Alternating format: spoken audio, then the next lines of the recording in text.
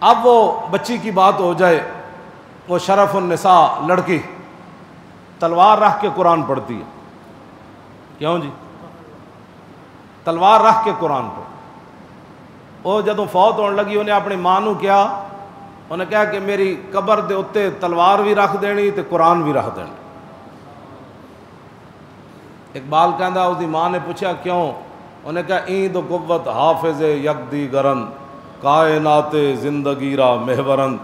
اقبال کہندا وہ شرف النساء کڑی کہنے لگی کہ قرآن اور تلوار ایسے لازم ملزوم ایسے، یہ دونوں ساتھ ساتھ ہیں.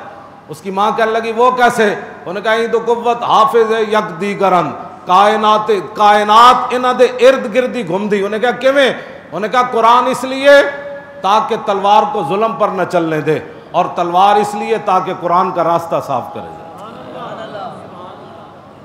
بس.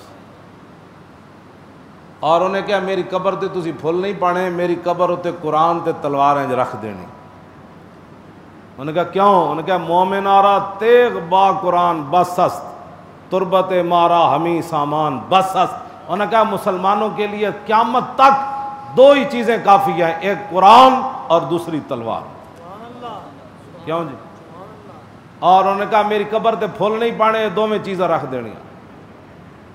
پھر ہے جدو رنجیت سنگھ اے سکھ اے جدو آیا نا، انہیں کیا بھائی یہ کڑی جڑی سی شرف النساء گورنر دی دھی سی تے انہاں کوئی ہیرے جواہرات تے سونا قبر دفن کیتا. انہاں جدو قبر کھیڑی نا تو انہوں قرآن ملیا تے تلوار ملی. وہ دے سپاہی کہنے لگے تو اور شاید کوئی نہیں ملی. اتھے پھر اقبال بولیا کہندا خالصہ شمشیر و قرآن را ببرد اندراں کشور مسلمانی بمرد. اقبال کہندا جدوں اے سکھ آئے کانا رنجیت سنگھ کہندا قرآن بھی چک کے لے گئے تے تلوار بھی چک کے لے گئے. کہنے لگا اقبال اس دن مسلمان سارے ہی مر گئے سن جڑے اپنی دھی دی قبر بھی نہ بچا سکے.